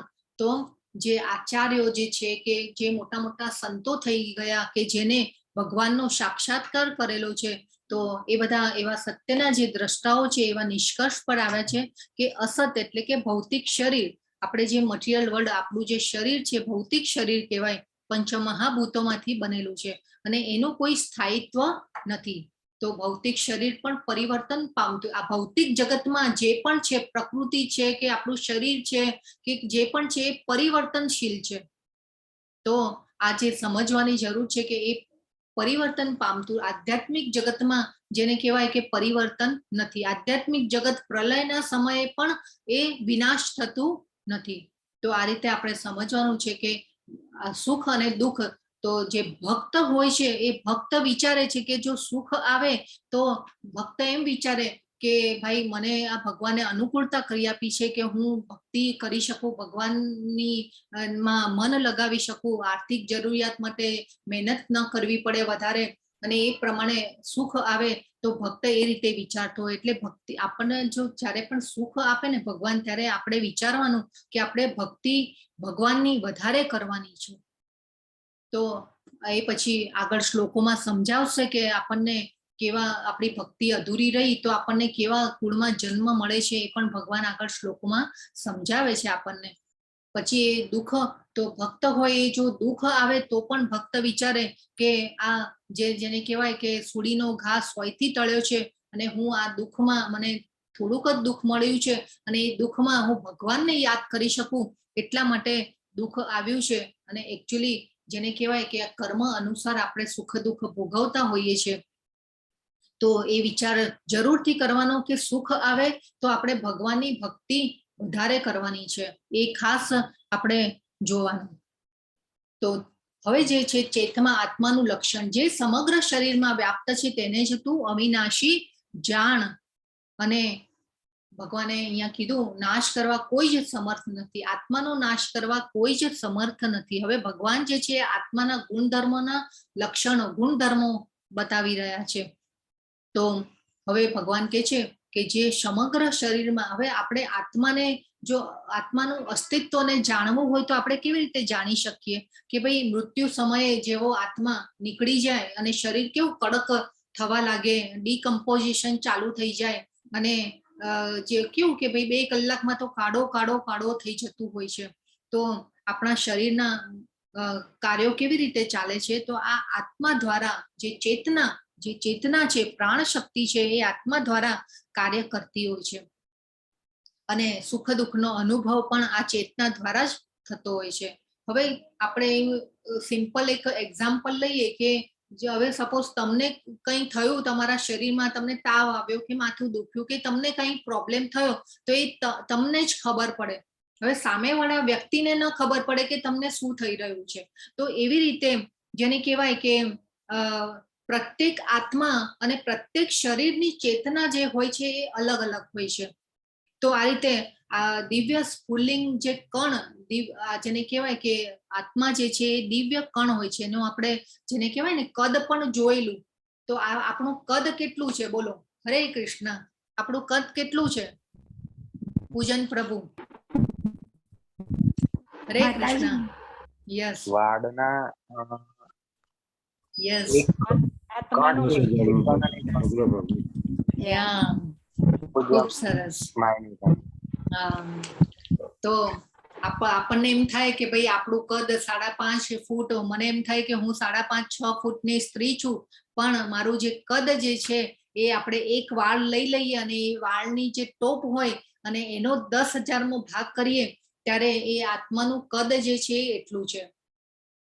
તો આપણે, અને આ જે આત્મા જે છે એ દિવ્ય કણ છે, દિવ્ય સ્ફુલ્લિંગ કણ, જે આત્માનો કણ એ આપણા શરીરનો આધાર છે.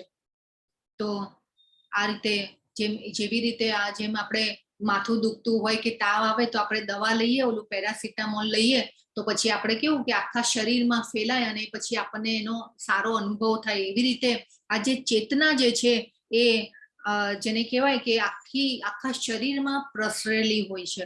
તો આ રીતે, તો એ ચેતના જે છે આત્માના અસ્તિત્વનું પ્રમાણ છે. અને આત્મા અને પરમાત્મા સાથે જ હૃદયમાં રહે છે. અને જેને કહેવાય ને કે આખા શરીરની હલનચલનની સર્વ શક્તિનો આધાર જે છે એ હૃદય દ્વારા જેને કહેવાય કે થતો હોય છે. હવે આત્મા અને પરમાત્મા હૃદયમાં રહેલા છે, અને જે આ હલનચલનની સર્વ શક્તિનો આધાર જે છે એ હૃદય છે. અને જેને કહેવાય ને કે લાલ રક્તકણો જે હોય આપણા, એ લાલ રક્તકણો પણ ફેફસામાંથી જ્યારે ઓક્સિજન લઈ જાય છે આગળ બધા અવયવોમાં, અને એ પણ કેવું કે આત્મામાંથી જ શક્તિ પામે છે. અને આત્મા જ્યારે હૃદયમાંથી નીકળી જાય છે ત્યારે આ જેને કહેવાય ને કે લોહી બનવાની પ્રક્રિયા, સંમિશ્રણનું જે કાર્ય હોય છે એ બંધ પડી જાય છે. તો આ દિવ્ય કણ જે છે આત્મા, એનું જે તુલના જે છે એની તુલના એ સૂર્યપ્રકાશના કણોની સાથે કરેલી છે. તો એ જ રીતે આપણે પણ પરમેશ્વરના વિભિન્ન નાના અંશો છીએ, એટલે પરમેશ્વરના કિરણો જે છે, જે બ્રહ્મ જ્યોતિના કિરણો નીકળે છે એના પરમાણુ સ્ફુરલિંગો છીએ આપણે. અને એટલા માટે જીવને ભગવાનની પરાશક્તિ એટલે કે ચડિયાતી શક્તિ કહી છે. તો આત્મા, જો હવે આપણું શરીર પણ ભગવાનની આપેલી દેન છે. ભગવાને જેને કહેવાય ને કે 7મા અધ્યાયમાં એમની શક્તિઓનો પરિચય કરાવ્યો છે. તો એમની શક્તિઓમાં શું આવે? પૃથ્વી, જળ, અગ્નિ, વાયુ, આકાશ, મન, બુદ્ધિ અને અહંકાર. ભગવાને કીધું હતું કે એ મારી ભૌતિક શક્તિઓ છે. અને આપણું જે શરીર છે એ શેના દ્વારા બનેલું હોય છે?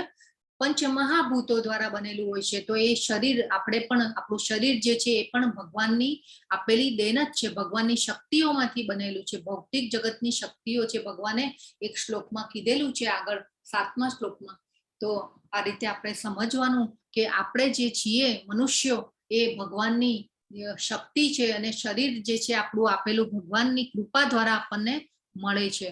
તો આપણે સમજવાનું છે કે આપણને જે આ મનુષ્ય અવતાર મળ્યો છે, એટલે આપણે એ નહીં સમજવાનું કે હવે મનુષ્યનો અવતાર મળી ગયો એટલે આપણે જેને કહેવાય કે એ પછી આપણને બીજી યોનિમાં આપણે નહીં જઈ શકીએ, એવું નહીં. આપણે આપણા જેવા કર્મ, આપણે જેવું જીવન જીવ્યા હોઈશું એવા કર્મોના આધારે આપણને નવું શરીર પ્રાપ્ત થતું હોય છે. તો હવે એક જે આ આત્માની જે એક વ્યાખ્યા છે એને આપણે હજી વધારે સમજીએ તો આ જે ચેતના છે, હવે સપોઝ આપણે કોઈને, ચલો આપણે ભગવાન એવું કરે નહીં કોઈની સાથે, આપણે કોઈનો એક્સિડન્ટ થાય કે કોઈને આપણે જોઈએ કે ભાઈ કોઈના એક્સિડન્ટમાં હાથ કપાઈ જાય છે, પગ કપાઈ જાય છે, પગ જતા રહે છે, તો પણ જે શરીર જે છે એ ચાલતું રહે છે. હાથ કપાઈ ગયો કે પગ કપાઈ ગયા તો પણ જેને કહેવાય કે શરીરથી કામ ચાલુ રહેતું હોય છે, શરીરનું કામ ચાલુ હોય છે. તો એ કેવી રીતે થતું હોય છે? કેમ? તો આ જે આત્મા જે છે, ચેતના જે છે એ એના દ્વારા થતું હોય છે. અને આગળ હજી પણ ભગવાન કહેશે કે આત્મા જે છે એને કોઈ હણી શકતું નથી. યસ, આપણા આત્મા ક્યાં આગળ છે દિવ્ય ખબર છે? આપણા હૃદયમાં છે. તો ભગવાન જે છે એ ભૌતિક શરીરનો નાશ થાય છે, તો અને હવે ભગવાન જે છે સમજાવી રહ્યા છે કે ભૌતિક શરીરનો નાશ થાય છે તો હે ભરતવંશી યુદ્ધ કર. જીવાત્માને હણનારો સમજે છે તથા જેને હણાયેલો માને છે તે બંને અજ્ઞાની છે, કારણ કે આત્મા નથી હણાતો કે નથી હણતો કે નથી હણાતો. તો હવે આ જે છે ભગવાન આત્માના ગુણધર્મો બતાવે છે કે આત્મા ક્યારે પણ હણાતો નથી. તો આત્મા માટે કોઈ પણ વખતે જન્મ નથી અને મરણ પણ નથી. ક્યારે જન્મ્યો નતો, જન્મ લેતો નથી ને જન્મવાનો પણ નથી. તો શરીર હણાય છે ત્યારે તે પણ હણાતો નથી. તો આત્મા અવિનાશી, સનાતન, અજન્મા અને અવિકારી છે એવું જાણકાર મનુષ્ય કોઈને કેવી રીતે હણી શકે અથવા હણાવી શકે? તો આત્માના ગુણધર્મો ભગવાને કીધું કે આત્મા જે છે એ અવિનાશી, સનાતન અને અજન્મા છે અને અવિકારી છે. આપણે 8મા અધ્યાયમાં ભગવાન એ પણ કહેશે કે આત્માનો સ્વભાવ કેવો છે? આધ્યાત્મિક છે, શુદ્ધ, વિશુદ્ધ છે આત્મા, અને આત્માનો સ્વભાવ અધ્યાત્મ વાળો છે. પરંતુ આપણે આ મોહ માયા દ્વારા જેવી રીતે દર્પણ ધૂળ દ્વારા જે ઢંકાઈ જાય છે, પછી જે અગ્નિ છે ધુમાડા દ્વારા, અને જેને કહેવાય ને કે ભ્રૂણ જે છે ગર્ભાશય દ્વારા આવૃત થઈ જાય છે, એવી રીતે આપણો આત્મા જે છે મોહ માયા અને પ્રકૃતિના ગુણો દ્વારા જેને કહેવાય કે ઢંકાઈ જાય છે. એટલે આપણે આપણી જે સાચી સ્વરૂપ અવસ્થા છે એ આપણે સમજી શકતા નથી કે આપણે કોણ છીએ અને આપણે શું કરવાનું છે, આપણા મનુષ્ય જીવનનો ધ્યેય શું છે. તો આ રીતે આપણે ખૂબ જ જાણવાની જરૂર છે. તો જેવી રીતે મનુષ્યો જૂના વસ્ત્રો ત્યજીને નવા વસ્ત્રો ધારણ કરે છે, એવી રીતે આત્મા જૂના તથા વ્યર્થ શરીરો ત્યજીને નવા ભૌતિક શરીર ધારણ કરે છે. તો જેવી રીતે આપણે કપડાં જૂના થાય, એનો રંગ જતો રહ્યો હોય, ઢાંકી કાઢી નાખીએ અને નવા કપડાં લઈએ અને આપણે પહેરીએ, એવી રીતે આત્મા જે છે એ બધા શરીરો અલગ અલગ લે છે. અને ભગવાને આપણે જેને 8મા અધ્યાયમાં પણ કીધું હતું કે જે ભાવનું સ્મરણ કરે છે એ પ્રમાણે આપણને નવું શરીર મળે છે. આપણે અજામિલની કથા પણ જોઈતી. અજામિલની કથામાં અજામિલ નારાયણ નારાયણ બૂમો પાડે છે, એના પુત્ર માટે થઈને પણ બૂમો પાડે છે અને નારાયણનું નામ લે છે, અને એનો પણ જેને કહેવાય કે ઉદ્ધાર થઈ ગયો છે. તો આપણે આ રીતે જેને કહેવાય કે આત્મા જે છે શરીર અલગ અલગ ધારણ કરે છે, અને જે આપણે ચેતનામાં હોઈએ, જે ભાવનું સ્મરણ કરીએ એ પ્રમાણે આપણને આગળનું શરીર જે છે એ મળતું હોય છે.